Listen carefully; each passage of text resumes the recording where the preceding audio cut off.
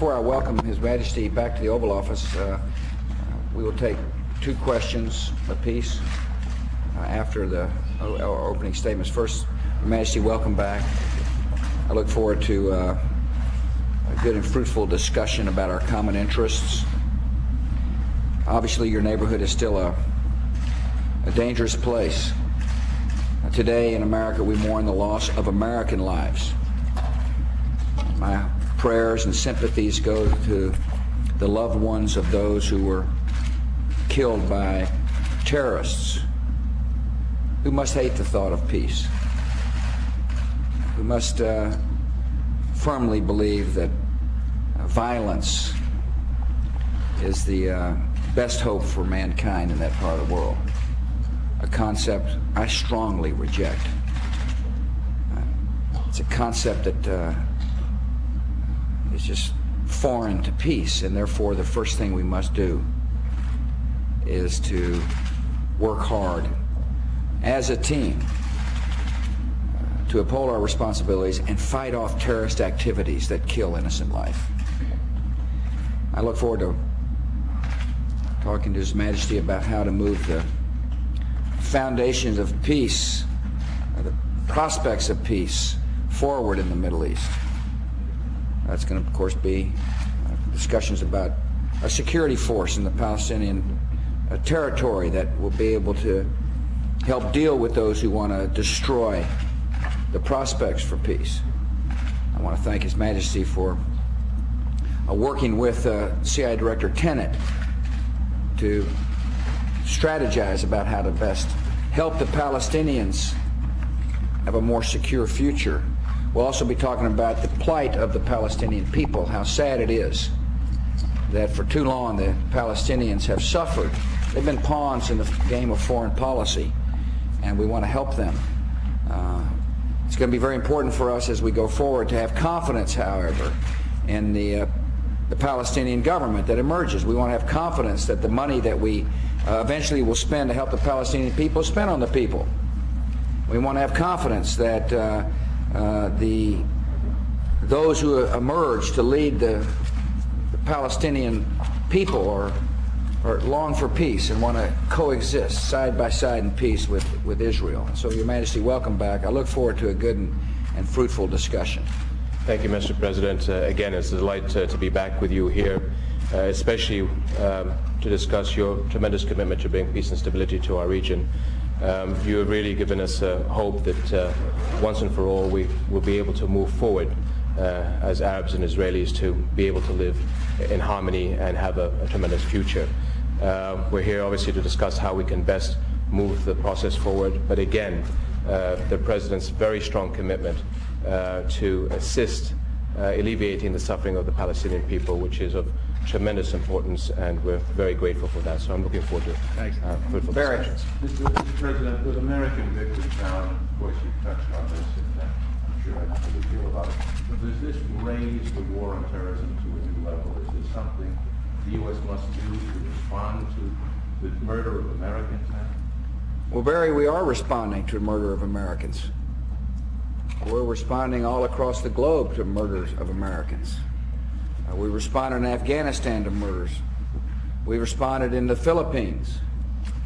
We're responding by working with our Arab friends and Israel, of course, to track these people down. The war on terror is fought on many fronts, and you know, I cannot speak strongly enough about how we must collectively get after those who kill in the name of some kind of false religion. And you know, I grieve for all people whose lives are taken by terrorist activities. I'm particularly sad today because of the American families who cry today and weep at the loss of a loved one, because there's some fanatic who believes that killing innocent life is positive. It's incredibly negative. And so, yeah, Barry, we're committed to the war on terror, and fighting the war on terror and to winning the war on terror. And it's just bombing in Israel showed how tough it's going to be. But this country's tough and united and strong, Your Majesty. Mr. President, Yeah. you recently articulated your vision for the Middle East. However, an action plan still needed to be crystallized. Yeah.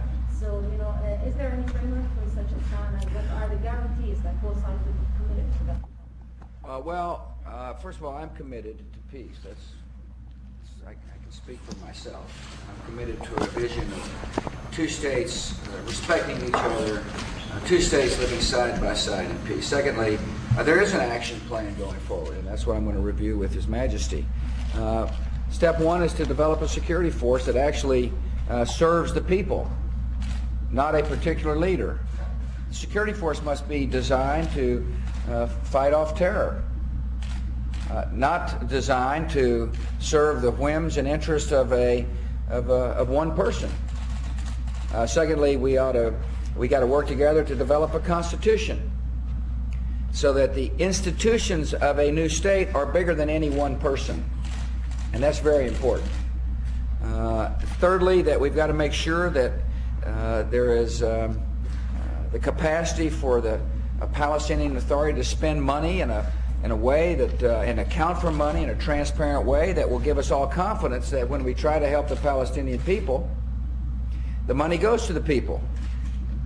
At the same time, as I mentioned in my talks, I do believe that we can get to a so-called conference within a 3-year period of time. But before, what has to happen is that we must have confidence in a state. Now, there's some who say, well, there's only one person that can conceivably make this happen from the Palestinians. I just simply don't believe that. I believe there's all kinds of brilliant and smart and capable Palestinians that given a chance to emerge, and by the way, people committed to peace and given the chance to articulate that vision of peace will do so. And I look forward to working on the vision. It's the right vision. It will lead to peace. All parties have responsibilities, by the way, and we will continue to insist that people uphold their responsibilities. Yeah, Patsy. Mr. President, thank you. I'll see you there. Israel has said it will respond militarily to yesterday's attacks. Do you support this, and is it the right thing to do at this time? Israel must defend herself, but as I say to all parties involved, we must keep the vision of peace in mind. We must be committed to peace. We must understand that the consequences we take to make the area more secure also must be in these decisions to make the area more secure must be made in the context of peace for the long run. And I'm just as angry as Israel is right now.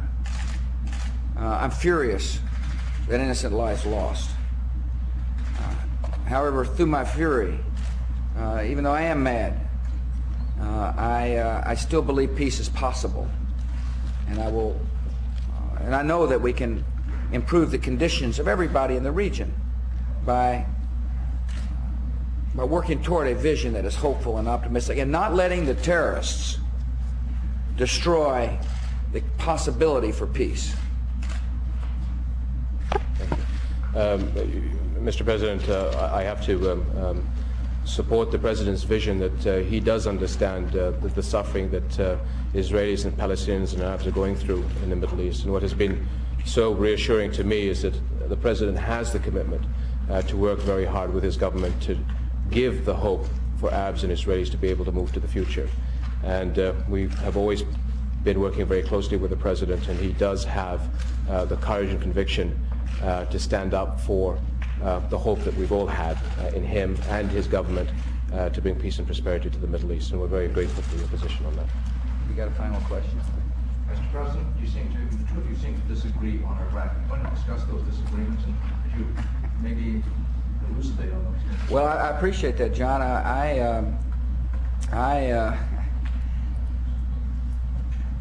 The policy of my government, our government, this administration is regime change for a reason. Saddam Hussein is a man who poisons his own people, who threatens his neighbors, who develops weapons of mass destruction. And I'll assure His Majesty, like I have in the past, we're looking at all options, the use of all tools. I'm a patient man, but I haven't changed my opinion since the last time he was in the Oval Office. And one of the things we will do is consult with our friends.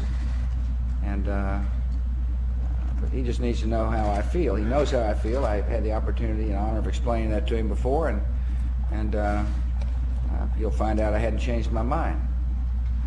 Sir, thank you all. Thank you. Well, all I'd like to say is that, again, what I found from day one with the President is he understands the bigger picture.